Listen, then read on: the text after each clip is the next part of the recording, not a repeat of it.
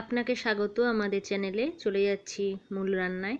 এখানে আমি আলু সেদ্ধ করে রেখেছি, আগে থেকে পুরোপুরি আলু সেদ্ধ করে রেখেছি। দেখতে পাচ্ছেন একটু চাপ দিতেই ভেঙে গেল, অর্থাৎ আলুটা পুরোপুরি সেদ্ধ হয়ে গেছে। এই আলুতে আমি কোনো লবণ বা হলুদ দিয়ে সেদ্ধ করিনি, নর্মাল শুধু জল দিয়ে সেদ্ধ করেছি। কড়াইতে নিয়েছি অল্প সামান্য তেল। একটু আগে অন্য কোনো রান্নার জন্য জিরে আর শুকনো লঙ্কা ফোড়ন ভেজেছিলাম, তাই একটু জিরে বা যেসব শুকনো লঙ্কা হয়তো একটু অংশ দেখা যাচ্ছে সেগুলোকে ইগনোর করবেন। এই রান্নাতে কোনো জিরে বা কিছু লাগবে না। নিয়ে নিয়েছি বাটার, আমুল বাটার নিয়েছি, তাই আমুল বাটারে কিছুটা লবণ থাকে, সেজন্য আমি আগে লবণ দিয়ে সেদ্ধ করিনি, বা রান্নাতেও সেই বুঝেই লবণটা দিতে হবে। আপনারা আপনাদের স্বাদ অনুযায়ী লবণটা দিয়ে দেবেন। এবার যেহেতু এখানে আমি বাটারে করব রান্নাটা, তাই জন্যই তেলটা দিয়েছিলাম। এবার বাটারটা সম্পূর্ণ গলে গেছে, আর গ্যাসটাকে কমিয়ে দিয়ে আমি সেদ্ধ করে রাখা আলুগুলো এর মধ্যে অ্যাড করে দিলাম। এরপরে ভালো করে আলুগুলোকে উল্টে পাল্টে ভেজে নেব, যাতে চারিদিকে মাখনটা ভালোভাবে লেগেও যায় আর আলুগুলো ভালো করে একটু ভাজা হয়ে যায়। এই আলুগুলো একটু হলদে টাইপেরই দেখতে ছিল, তাই খুব কম সময়ের মধ্যেই গোল্ডেন কালারটা চলে এসেছে। এভাবে আমি আলুগুলোকে ভেজে নিচ্ছি। খুব সামান্য লবণ দিতে হবে, আমি আমার টেস্ট অনুযায়ী লবণ দিচ্ছি।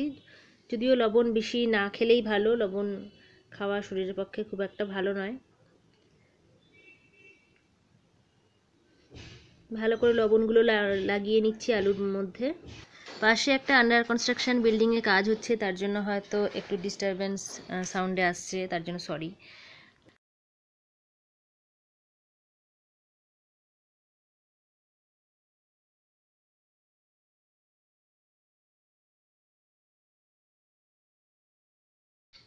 রং চেঞ্জ হয়ে গেছে আর গন্ধটা ভীষণ সুন্দর বেরোচ্ছে। বাটারে রান্না করলে এমনিতেই গন্ধটা খুব সুন্দর বেরোয়। সম্পূর্ণ খাবারটা হেলদি হতেই চলেছে। এবার আমি একদম ফ্রেশলি ক্রাশড গোলমরিচ বা ব্ল্যাক পেপার অ্যাড করে দিচ্ছি। একটু বেশি পরিমাণেই গোলমরিচের গুঁড়োটা দিতে হবে, আর চেষ্টা করবেন কেনা গোলমরিচের গুঁড়ো ব্যবহার না করে বাড়িতেই তৎক্ষণাৎ বানিয়ে নিতে, তাহলে গন্ধটা আরও খুব সুন্দর আসে। এটা খুব চটজলদি তৈরি হয়ে যায়, সকালের জলখাবারেই বলুন বা রাতে রুটি পরোটার সাথে খেতে ভীষণ সুন্দর হয়।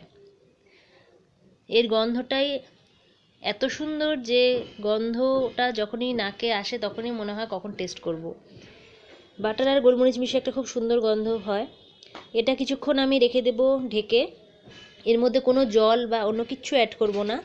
এভাবেই নিজে নিজেই ধীরে ধীরে ভালো করে গোলমরিচটা যখন পুরোপুরি তার গন্ধটা আলুর মধ্যে মিশিয়ে দেবে, ততক্ষণ পর্যন্ত অপেক্ষা করে আমরা গ্যাসটা এরকম কমিয়ে রেখে দেব।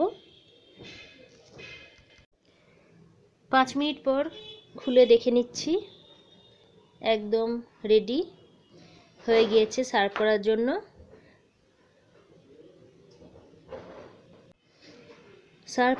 রেডি হয়ে গিয়েছে এটা। আমি আরেকটু কিছুক্ষণ ঢেকে, গ্যাসটা অফ করে ঢেকে রেখে দেব, আর তারপরে এটা রুটি পরোটা আপনাদের মনোমতো জিনিসের সাথে সার্ভ করবেন।